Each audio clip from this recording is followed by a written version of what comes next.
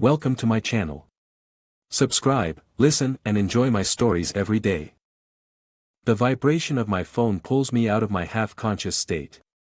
It's been a long day of meetings, and I've finally collapsed into the too-soft hotel bed. I squint at the screen. It's an alert from the fitness tracker app. Normally, I wouldn't care. Both Kira and I had gotten into the habit of tracking our steps and activity, more out of competitive fun than anything else. We'd sync up our accounts, trash-talk each other when one of us got lazy, and laugh about it over dinner. But this notification is different. It's nearly midnight, and according to the app, Kira's been moving. A lot. Odd, I mutter, staring at the little graph that shows a spike in her activity. Not just walking, this looks like full-on cardio. I scroll through the data with a mix of curiosity and unease. Her late-night movement pattern has been consistent for the past few days, long bursts of intense activity, always around the same time. It's strange. Kira's not a night owl, and we usually work out together in the mornings. My stomach tightens with the familiar stirrings of suspicion. I text her. "What are you up to?" I watch the 3 dots appear. Then they disappear. Then appear again. Finally, a response. "Just couldn't sleep, so I'm doing a quick workout." Don't worry about it. Her words sit heavy in my chest. She's never been one to exercise at night. In fact, she hates it. The unease grows. I glance at the clock, midnight. My gut tells me something's off, but my brain tries to play it down. Still, I can't shake the feeling. Kira has always been honest. At least, that's what I thought. I sit up in bed, scrolling back through the week. The pattern is unmistakable. 5 nights in a row. Same time. Same level of intensity. The hotel room suddenly feels colder. Without thinking, I open my laptop, book an early flight home, and pack my bags. The business trip can wait. Something is going on, and I need to figure out what. I arrive back in our town earlier than planned. It's nearly 2 a.m. when I step off the plane, and by the time I reach our neighborhood, it's almost 3. The streets are dead quiet. A soft drizzle dampens my clothes as I make my way to our house on foot, not wanting to draw attention by calling a cab. My heart pounds in rhythm with my steps. Every footfall echoes with the weight of suspicion. I fumble with the house keys, my fingers slick with sweat and rain. The door opens without a sound. The lights are off, but I don't need them. I know this house like the back of my hand. As I slip inside, I hear something faint from upstairs, an almost rhythmic creaking, muffled, but unmistakable. I freeze at the base of the stairs, listening. My stomach drops as I recognize the sounds. It's coming from our bedroom. For a moment, I stand there, the air heavy with betrayal. Every fiber of my being wants to turn and leave, to pretend that whatever is happening up there isn't real. But I can't. I need to see it. I need to know. Quietly, I take each step with deliberate care, my shoes wet against the wooden stairs. I reach the top, the creaking louder now. My heart pounds in my ears. I step toward the half-closed bedroom door, my hand trembling as I push it open. And there she is. Kira. Half-naked, straddling our couch, no, not our couch. Our coach. A strangled gasp escapes my throat. Kira's head snaps toward me, her eyes wide with horror. The man beneath her, our fitness coach, Mark, looks just as shocked. His hands freeze on her hips, their tangled forms suddenly grotesque in the dim light of the room. "Dylan." Kira's voice breaks, her eyes pleading, but I can't hear her. My blood roars in my ears, drowning out everything but the overwhelming sense of betrayal and disgust. The room spins, my vision narrowing to a pinpoint focus on the 2 of them, still frozen in their betrayal. "Get out," I say, my voice barely above a whisper. But there's no mistaking the threat laced in my words. Both of you. Now. They scramble, Kira grabbing for her clothes, Mark backing away like the coward he is. As they leave, I stand motionless, numb with disbelief. The door slams behind them, leaving me alone in the room. Our room. I sit on the edge of the bed, the place where we shared everything, love, laughter, trust. But it's all a lie now.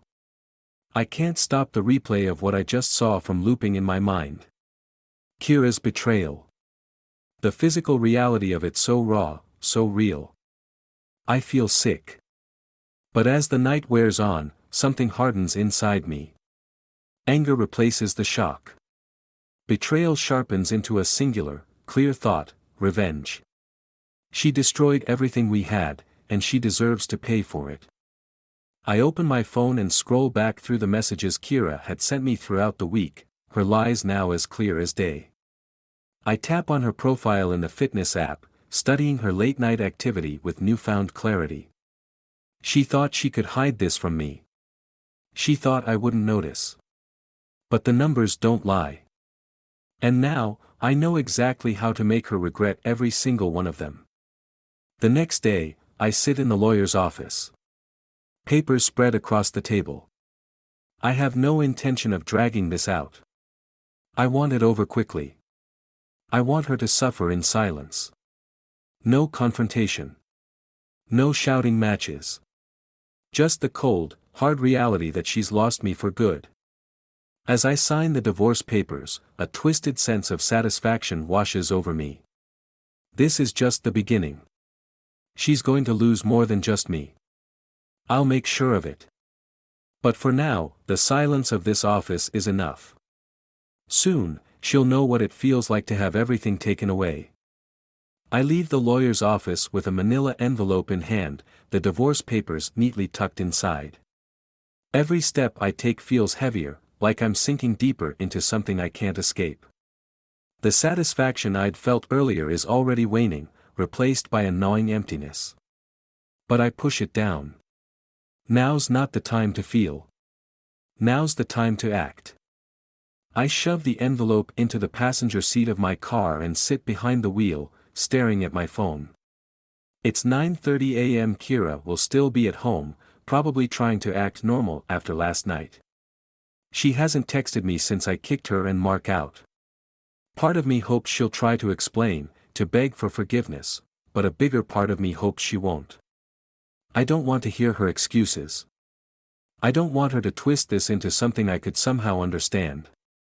I turn the key, the engine hums to life, and I pull out of the parking lot. But instead of heading home, I drive to the gym. Mark works the morning shift, running personal training sessions and pretending he's some sort of life coach. I grip the steering wheel harder, knuckles turning white. When I pull into the gym parking lot, I spot his car, a shiny black Mustang that looks too expensive for what a fitness coach should be able to afford. Another crack in the facade. My chest tightens with a mix of rage and anticipation. I slam the car door shut and march into the building, adrenaline fueling my every step. The moment I step inside, I spot him. He's talking to a client by the weight racks, laughing like nothing happened, like I didn't just catch him screwing my wife. Mark. My voice is sharp, cutting through the noise of clanging weights and treadmills. He turns, his face paling as soon as he sees me. For a second, he looks like a deer caught in headlights, but then his expression shifts. He puts on a mask of indifference, maybe thinking he can bluff his way out of this. Dylan, man, listen. Don't you dare. I'm close enough now that I can feel the heat radiating off my own anger. People are starting to notice, heads turning in our direction. You don't get to explain. You don't get to smooth this over. You ruined everything, and now you're going to pay. Mark's eyes dart around the room, probably calculating whether he should make a scene or walk away quietly. I can see the sweat forming at his temples. He takes a step back, raising his hands in a pathetic attempt to calm me down. Look, it was a mistake. I didn't mean for it to happen. We just it got out of hand. His voice is low, pleading, but it only makes me angrier. I take a step closer, narrowing the space between us. Out of hand. You think this is something that just got out of hand? You slept with my wife, Mark. Repeatedly. While I was gone. While I trusted you to be professional. The gym is dead quiet now. Even the hum of the treadmills has stopped as everyone watches the confrontation unfold. Mark stumbles over his words, his hands still up in some ridiculous attempt to de-escalate. Dylan, come on. I didn't mean for this to happen. We're both adults here. Let's talk about this like grown men. I don't even give him the courtesy of a reply. My fist connects with his jaw before I realize what I'm doing. There's a sickening crack, and Mark goes down, clutching his face as blood trickles from his mouth. The gym staff rushes over, someone shouting for security, but I'm already walking away. I don't need to be here any longer. My message is clear. When I get back home, the house feels suffocating, filled with memories that suddenly feel tainted. Kira's car is still in the driveway, but I don't see her through the front windows. I step inside, and for a moment, everything is eerily quiet. Then I hear her upstairs, moving around in our bedroom. I climb the stairs slowly, each step heavy with the weight of what's coming. When I reach the door, I push it open without knocking. Kira's sitting on the edge of the bed, fully dressed this time, her face puffy from crying. For a split second, I almost feel sorry for her. Almost. Dylan, please, she starts, her voice hoarse. I didn't mean for any of this to happen. I made a mistake, a terrible mistake. But I still love you. We can fix this. We can go to counseling, we can work through it. I stand there, arms crossed, staring at the woman I thought I knew. The woman who, just last night, was naked with another man in the very room we shared. Her words wash over me, but they feel hollow, meaningless. Fix this. I repeat, my voice colder than I intended. You really think there's anything left to fix? You've destroyed everything. There's no coming back from this. Kira's eyes well up with fresh tears, but I don't care. I can't care. Not anymore. I'm filing for divorce, I say, my voice steady. And I've already started making sure you'll regret every second of what you've done. Her eyes widen, panic flickering behind the tears. Dylan, no. Please don't do this. I know I screwed up, but we can get past it. You don't have to throw everything away. I shake my head, stepping closer, towering over her. You threw everything away the second you started sneaking around with him. And now, you're going to pay for it. I've already talked to a lawyer. This divorce is going to happen fast, and it's not going to be in your favor. She flinches, her shoulders shaking as she breaks down into sobs. For a moment, the sound of her crying stirs something in me, some distant, buried sense of sympathy. But I push it down. She's not the victim here. She made her choice, and now she's going to face the consequences. I turn to leave, but then I stop in the doorway and look back at her, her broken figure huddled on the edge of the bed.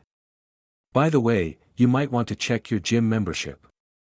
I don't think Mark's going to be around much longer. Her head snaps up, confusion flashing across her tear-streaked face. But I don't explain.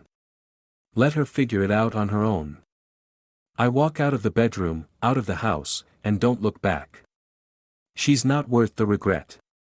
And as far as I'm concerned, this is only the beginning. Later that day, I sit in front of my laptop, a new plan forming. The divorce will hurt, but it won't be enough. I need her to feel the same level of betrayal, the same crushing weight of loss. I start making phone calls, her friends, her family, anyone who matters to her. Slowly, methodically, I plant the seeds of doubt, letting them know what she's done. I don't have to lie. The truth is damaging enough. By the time the day ends, I've set everything in motion. Kira thinks the worst is over, but she has no idea. She's about to lose everything. The cold bite of the morning air feels sharper than usual as I step outside.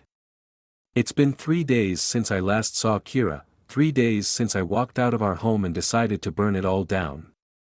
The divorce process is already in motion, but that's just paperwork. The real fallout begins now. I pull out my phone, scrolling through my messages. Most of them are from her, texts, voicemails, all desperate attempts to reach me. Apologies, explanations, pleas for forgiveness. I haven't responded to a single one. I don't intend to. What Kira doesn't know is that I've been making my own calls. I've spoken to her parents, her sister, even a few of our mutual friends. They all know about the affair now. And based on the cold, clipped responses I got from some of them, it's clear Kira's going to have some uncomfortable conversations soon. If she hasn't already. I get into the car and head to the house. It's not really home anymore, just a structure full of memories I want to burn to the ground. But I'm not going there to talk. I'm going to pick up a few things and lay the next brick in my plan. When I arrive, I see her car in the driveway, and a strange feeling knots in my stomach. I pause for a second before walking up the porch steps, slipping the key into the lock. The door swings open, and I'm hit with the faint smell of lavender, her favorite. But it does nothing to soothe the tension brewing inside me. As I step into the living room, I hear movement upstairs. She's here. A part of me hoped she wouldn't be. Maybe that would have made it easier. I close the doors softly and take a deep breath before heading up the stairs. Kira is sitting at the foot of the bed, her back to me. She's wearing an old sweatshirt, one that I used to love on her, but now it just looks worn out and sad. Her hair is tied up in a messy bun, and her phone is clutched tightly in her hands, as though she's waiting for some lifeline. When she hears my footsteps, she turns slowly, eyes red from crying. "Dylan," she breathes, her voice trembling. "We need to talk. Please, can we just talk for a second?" I stand there for a moment, arms crossed, not moving any closer. "Talk. Now you want to talk?" She winces at the coldness in my tone. "I know I messed up," she begins, her words spilling out in a rush. "I know what I did was unforgivable, but you're not even giving me a chance to explain. We can fix this, Dylan. We can go to therapy. We can fix this." I interrupt, a sharp laugh escaping me. "There's nothing left to fix, Kira. You slept with him. Multiple times. Do you honestly think we can come back from that? Do you think I can ever look at you the same way again?" Her lips tremble as she stands up, her eyes pleading. "I didn't want to hurt you, Dylan. I never meant for it to go this far. Mark, he meant nothing. It was a mistake. A huge mistake, and I'll regret it for the rest of my life. But we can get past this. I love you." I take a step closer, my voice dropping to a low, dangerous tone. "Love? You love me? You have a funny way of showing it, Kira. You made your choice. And now, I'm making mine." She blinks, confusion flashing across her face. "What do you mean?" I reach into my jacket pocket and pull out the envelope. I toss it onto the bed between us. "That's what I mean. Divorce papers. We're done."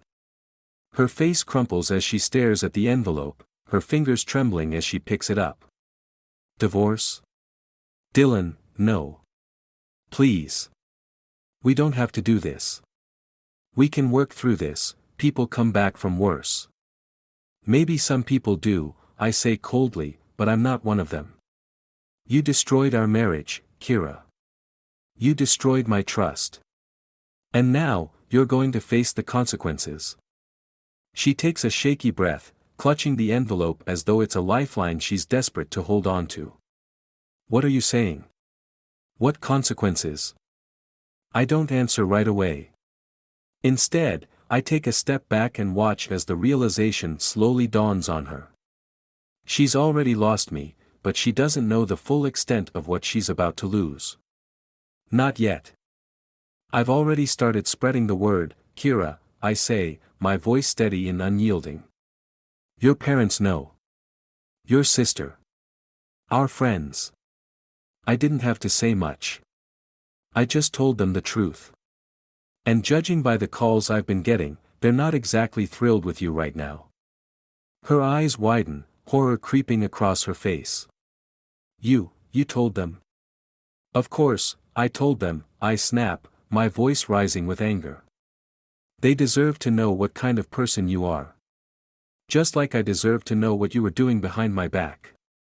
Kira's legs buckle, and she collapses onto the bed, clutching her head in her hands.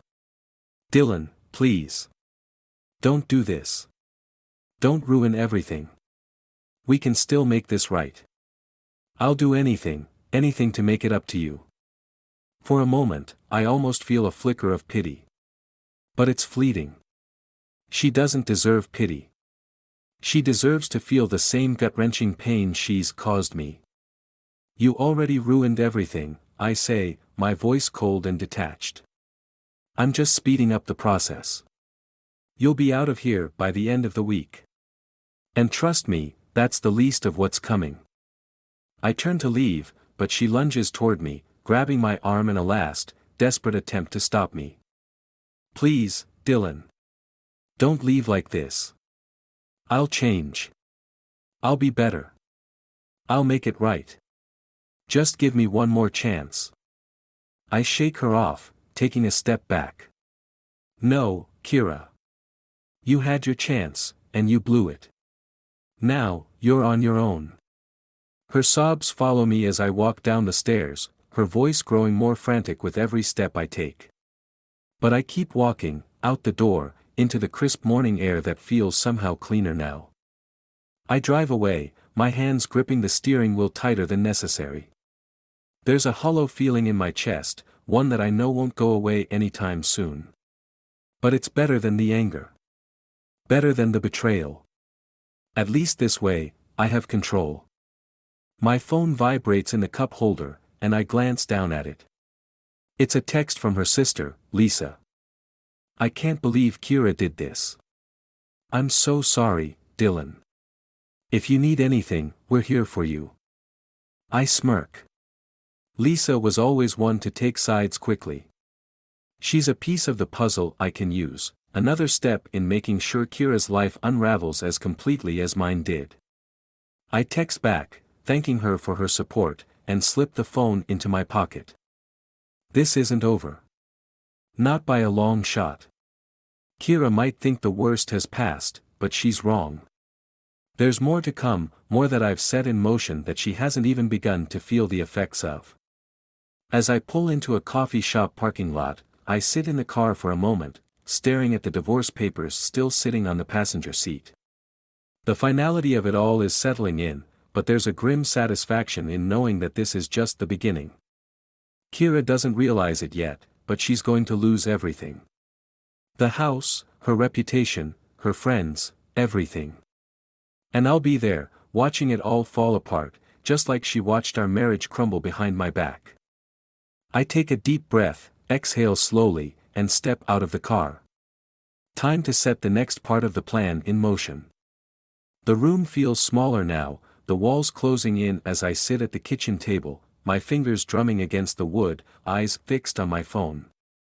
It's been 2 weeks since I handed Kira those divorce papers, 2 weeks since I set everything into motion.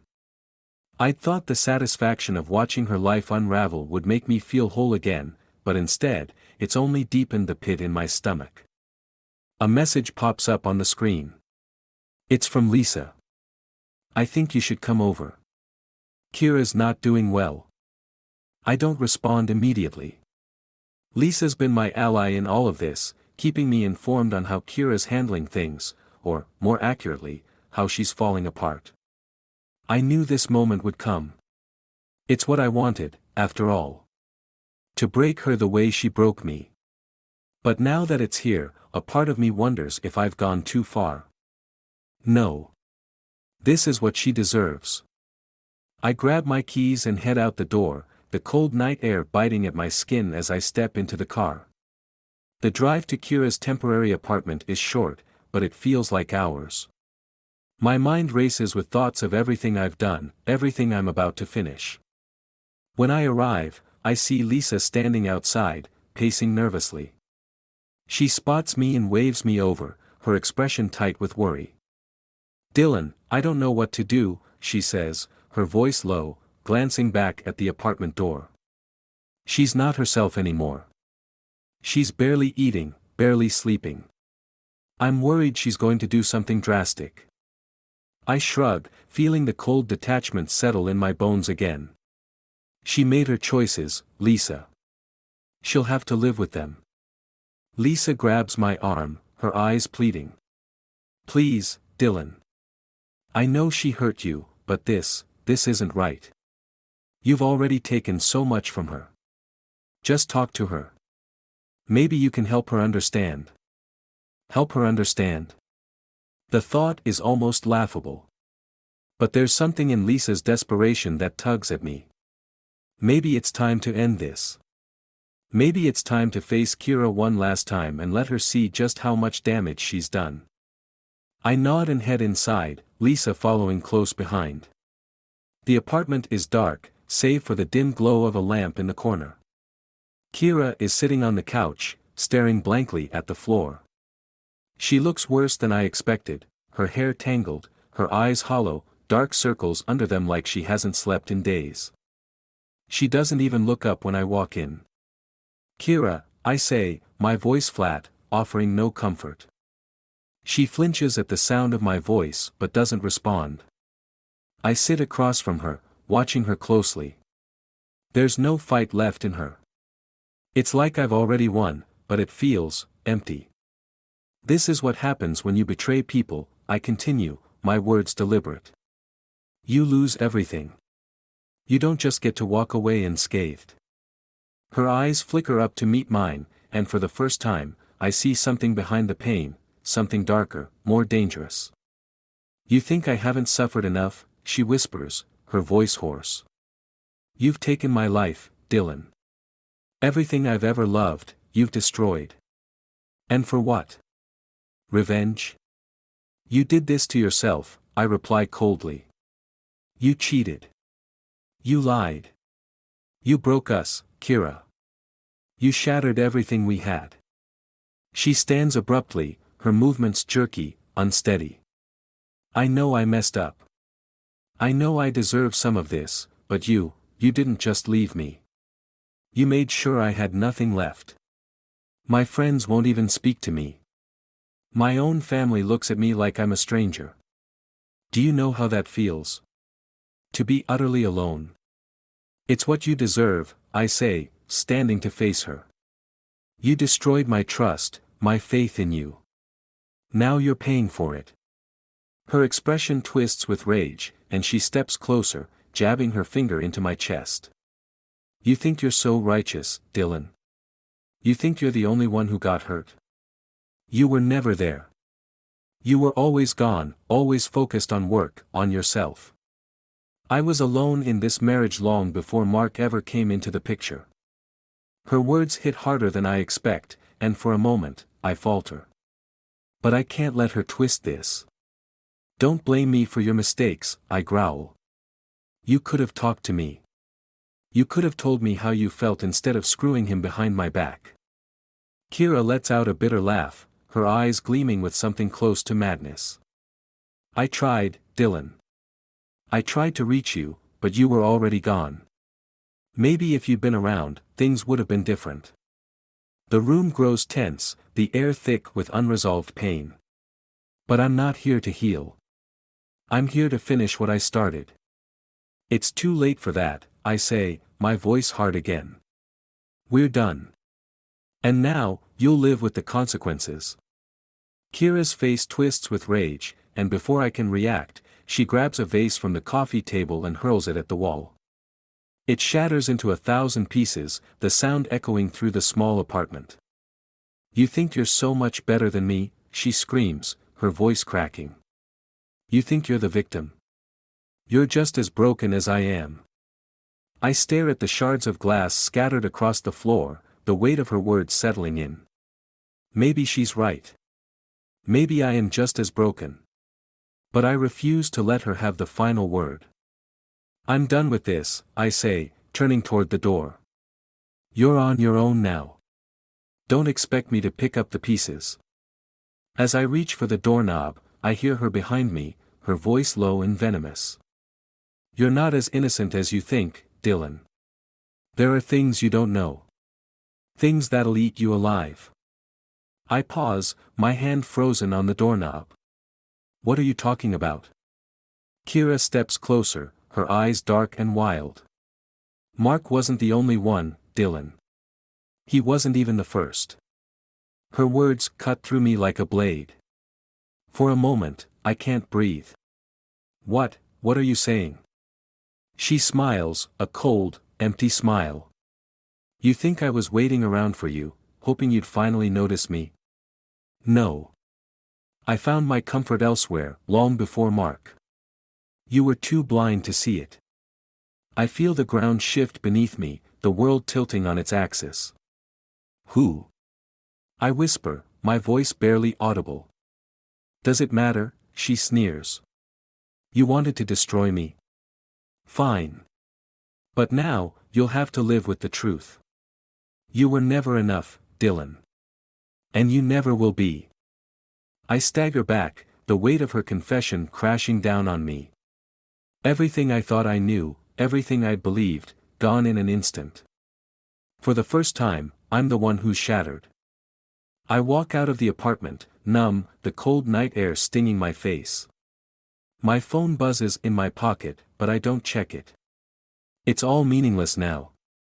Kira's words echo in my mind, a poison that I can't shake. I've spent weeks tearing her life apart, thinking I was the one in control. But in the end, it was all for nothing. She'd already destroyed me long before I even knew it. As I drive away, the streetlights blur together, and I realize the truth. There's no revenge that can fix this, no punishment that will make me whole again. We're both broken, and there's no going back. Kira and I are done. Forever. And the hatred, the betrayal, it'll haunt us both. But the worst part? I think I'll miss her.